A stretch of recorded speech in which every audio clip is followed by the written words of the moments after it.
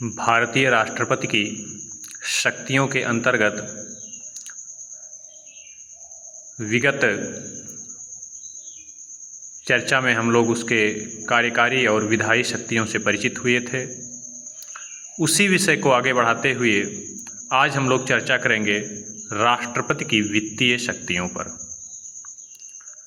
वित्तीय शक्ति के अंतर्गत उसे मूलतः वित्त माने यानी धन संबंधी शक्ति, बजट, तो इसमें मूलतः विभिन्न प्रकार की शक्तियों से उसे विभूषित किया गया है।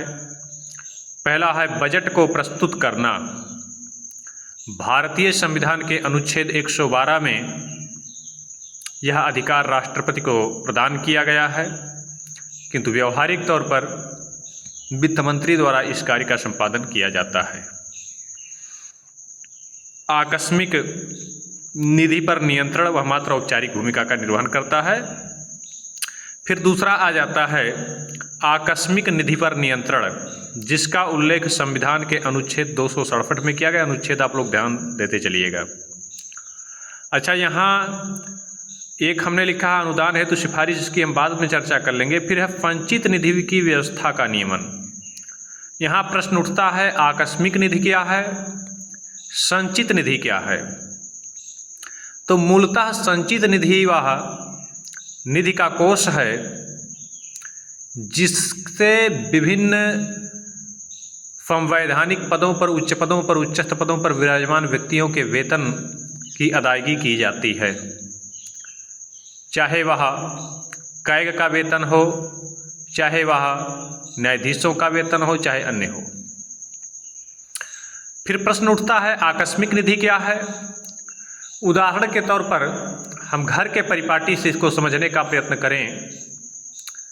जब महीने भर का वेतन मिला, उस पैसे में हम कुछ प्रतिदिन के खर्च के लिए जेब खर्च रख लेते हैं, कुछ पैसा हम घर पर बॉक्स में रख देते हैं कि इससे महीने भर का खर्च चलाएंगे, और कुछ पैसा ऐसा भी होता है जिसको हमें गुल्लक में या एक किसी ऐसे उसमें रख देते हैं कि इसको बिल्कुल ही नहीं खर्च करना है।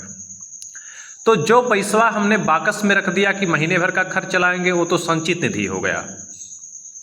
लेकिन जो गुल्लकवा में डाल दिया गया वह आकस्मिक निधि हो गया, यानी कि उसको कहा जाता है कि आपत्ति विपत्ति में काम आएगा, यानी उसका प्रयोग बहुत ही आपत्ति काल में किया जाता है, बहुत ही विपरीत परिस्थितियों में किया जाता है। तो वैसे ही सरकार के द्वारा भी अपने आपत्ति काल से निपटने के लिए कुछ आकस्मिक निधि का जो है प्रावधान किया गया है, जिसका उल्लेख अनुच्छेद 267 में है।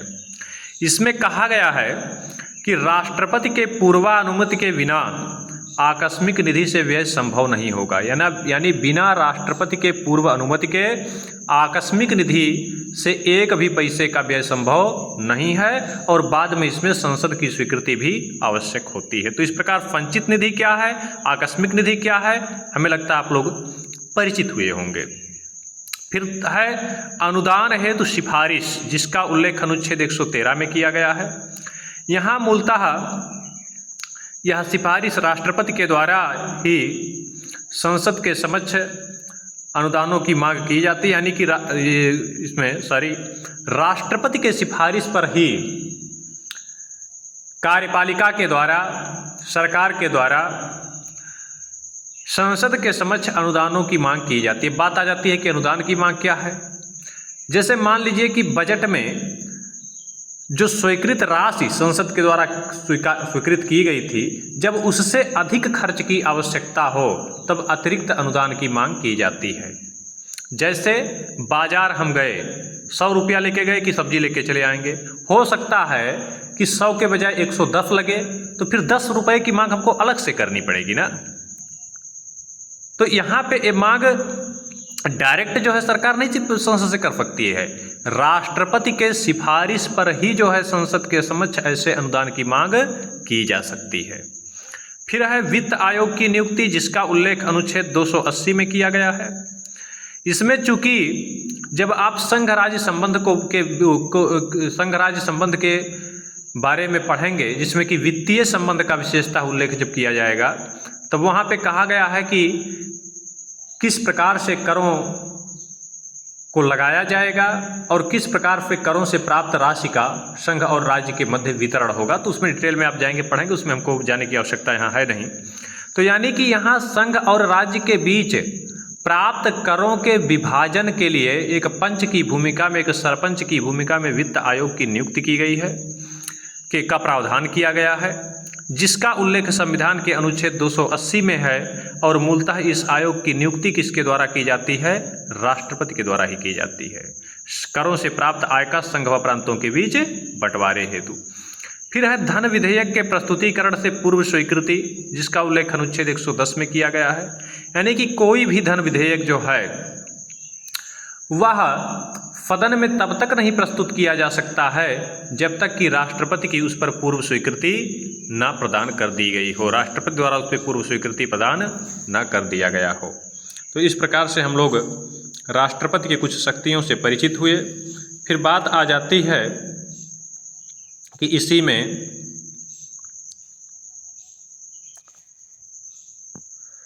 न्यायिक शक्तियाँ, वित्तीय शक्ति के बाद न्यायिक शक्तियाँ। न्यायिक शक्तियों में आप देखेंगे तो मूलतः इस संदर्भ में उसे विभिन्न प्रकार की शक्तियाँ प्रदान की गई हैं। पहला है एससी व एचसी के न्यायाधीशों की नियुक्ति। एससी माने सुप्रीम कोर्ट, एचसी माने हाई कोर्ट। यानी सुप्रीम कोर्ट और हाई कोर्ट के न्यायाधीशों की नियुक्ति किसके द्वारा किया जाएगा? तो राष्ट्रपति के द्वारा। और दूसरा है क्षमादान की शक्ति, जिसका उल्लेख संविधान के अनुच्छेद 72 में किया गया है और राज्यपाल को यही क्षमादान की शक्ति अनुच्छेद 161 में प्रदान किया गया है। इसमें भी देख लेते हैं एससी व एचसी यानी हाई कोर्ट और सुप्रीम कोर्ट के न्यायाधीशों की नियुक्ति भी राष्ट्रपति के द्वारा ही की जाती है। उसमें एक कॉलेजियम की व्यवस्था है, उसके अंतर्गत की जाती है, लेकिन उस पर हस्ताक्षर स्वीकृति राष्ट्रपति का ही होता है। फिर बात आ जाता है क्षमादान की शक्ति। तो इस संदर्भ में उसे विभिन्न प्रकार की शक्तियां प्रदान की गई हैं। क्षमादान के संदर्भ में उसे विभिन्न प्रकार की शक्तियां प्रदान की गई हैं। पहला है सर्व क्षमा, यानी किसी व्यक्ति को पूर्ण माफी का अधिकार भी उसे प्रदान किया गया है, यानी पूरी तरीके से वह क्षमा कर सकता है। किसी अपराधी किसी व्यक्ति को ठहराए गए जो है दोषी व्यक्ति को के अपराध को अपूर्णतः क्षमा कर सकता है, पूर्णतः माफ कर सकता है। दूसरा है लघुकरण की शक्ति। लघुकरण में क्या है कि सजा के प्रकृति में वह परिवर्तन कर सकता है, नेचर में परिवर्तन कर सकता है। जैसे प्रकृति का मतलब किसी को मौत की सजा दे दी गई हो तो वह मृत्युदंड के सजा को जीवन कारावास में बदल सकता है। फिर उसके बाद परिहार, परिहार माने सजा के अवधि में परिवर्तन। जैसे किसी को जीवन कारावास की सजा दी गई हो, वो घटा के 10 साल, 5 साल, 3 साल कर सकता है। फिर है विराम।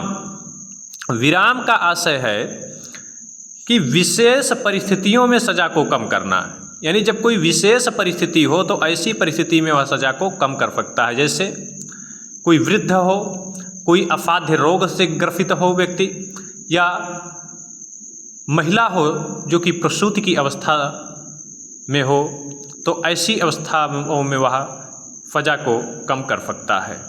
फिर है प्रविलंबन। प्रविलंबन से आशय है दंड पर कुछ समय हेतु रोक। जैसे किसी को फांसी की सजा दी गई है तो ये कहा गया कि भैया 1 सप्ताह के बाद उसे फांसी पर चढ़ा दिया जाएगा। राष्ट्रपति को अधिकार है कि वह 2 महीने 4 महीने के लिए उस पर रोक लगा सकता है कि नहीं 1 सप्ताह नहीं 2 महीने का इनको समय दिया जा रहा है, 4 महीने का समय दिया जा रहा है, यानी दंड पर कुछ समय के लिए वह रोक लगा सकता है। तो इस प्रकार से क्षमादान की शक्ति के अंतर्गत उसे निम्न प्रकार की शक्तियाँ प्रदान की गई हैं। फिर आ जाता है कि यह शक्ति किन विषयों पर प्रभावी होगी, तो यह शक्ति निम्न विषयों पर प्रभावी होगी। पहला है उन समस्त प्रकरण में जहां सजा सैन्य न्यायालय द्वारा दी गई हो, यानी उन समस्त प्रकरणों पर यह लागू होगा जहां सजा किसी सैनिक न्यायालय द्वारा दी गई हो। और उन समस्त प्रकरण में जहां संघीय विधि के यानी संघीय कानून के विरुद्ध अपराध किए गए हों, यानी उन समस्त प्रकरणों में भी राष्ट्रपति अपने क्षमादान शक्ति का प्रयोग कर सकता है जहां की अपराध किसी संघीय कानून के विरुद्ध किया गया हो। और तीसरा है उन अवस्थाओं में जिसमें कि दंड का स्वरूप प्राणदंड हो, यानी मृत्युदंड अगर किसी को दिया गया है तो वहाँ केवल और केवल सजा माफ़ी का अधिकार राष्ट्रपति को है, वहाँ आप राज्यपाल के पास सजा माफ़ी के लिए नहीं जा सकते हैं। तो इस प्रकार से हम लोग उसके न्यायिक शक्तियों से भी परिचित हुए। फिर बात आ जाती है कूटनीतिक शक्तियाँ। अन्य शक्तियों के अंतर्गत हमने कूटनीतिक शक्तियाँ, इसमें है अंतर्राष्ट्रीय संधियों पर हस्ताक्षर उसी के द्वारा किया जाता है। फिर है राष्ट्राध्यक्ष की हैसियत से वह अंतर्राष्ट्रीय मंचों पर भारत का प्रतिनिधित्व करता है। और तीसरा है राजदूतों को वह प्रमाण पत्र प्रदान करता है, यानी विदेशों में जो राजदूतों की नियुक्ति होती है वह विदेशों से आए राजदूतों के, यानी विदेशों में जो राजदूत होंगे, भारत के राजदूत जो विदेशों में नियुक्त किए जा रहे हैं उनको नियुक्ति प्रदान करेगा और साथ ही साथ परिचय पत्र भी देगा। और जो विदेश से आए हुए भारत में राजदूत होंगे, जैसे अमेरिका का राजदूत भारत में आया तो उसके परिचय पत्र को वह स्वीकृति प्रदान करता है, वह प्रमाणित करने का कार्य करता है। तो इसकी यह कूटनीतिक शक्तियाँ हो गई। सैन्य शक्तियों के अंतर्गत हम देखेंगे तो मूलतः इस संदर्भ में भी उसे विभिन्न प्रकार की शक्तियाँ प्रदान की गई हैं, जिसमें है पहला देश का सर्वोच्च सेनापति, यानी सैन्य शक्तियों में हम देखेंगे तो वह देश का सर्वोच्च सेनापति है। दूसरा है तीनों सेना प्रमुखों की नियुक्ति उसी के द्वारा की जाती है, यानी जो तीनों सेना प्रमुख हैं उनके नियुक्ति का अधिकार भी राष्ट्रपति को ही है। फिर युद्ध व शांति का निर्णायक, यानी कि युद्ध और शांति के विषय में, यानी युद्ध के घोषणा का अधिकार और युद्ध को रोकने का, ये दोनों ही प्रकार के अधिकार उसी को प्रदान किए गए हैं। यानी कि युद्ध की घोषणा भी राष्ट्रपति ही करेगा और शांति का निर्णय भी राष्ट्रपति द्वारा ही लिया जाएगा। युद्ध पर विराम भी राष्ट्रपति के निर्णय से होगा। यहाँ उल्लेखनीय है कि इसके लिए संसद की अनुमति भी आवश्यक है। और तीसरा है चौथा राष्ट्रीय रक्षा समिति का अध्यक्ष। तो इस प्रकार से उसे विभिन्न प्रकार की शक्तियाँ प्रदान की गई हैं। फिर उसकी विवेकाधीन शक्तियाँ, क्या उसे कोई विवेकाधीन शक्तियाँ भी प्रदान की गई हैं? तो संविधान के द्वारा राष्ट्रपति को किसी भी प्रकार का विवेकाधीन शक्ति नहीं प्रदान किया गया है, किंतु परिस्थितिजन्य कुछ शक्तियाँ उसे अवश्य प्राप्त होती हैं, जिसमें पहला है लोकसभा में किसी भी दल का यदि स्पष्ट बहुमत ना हो तो वह किसी भी व्यक्ति को प्रधानमंत्री के पद पर नियुक्त कर सकता है।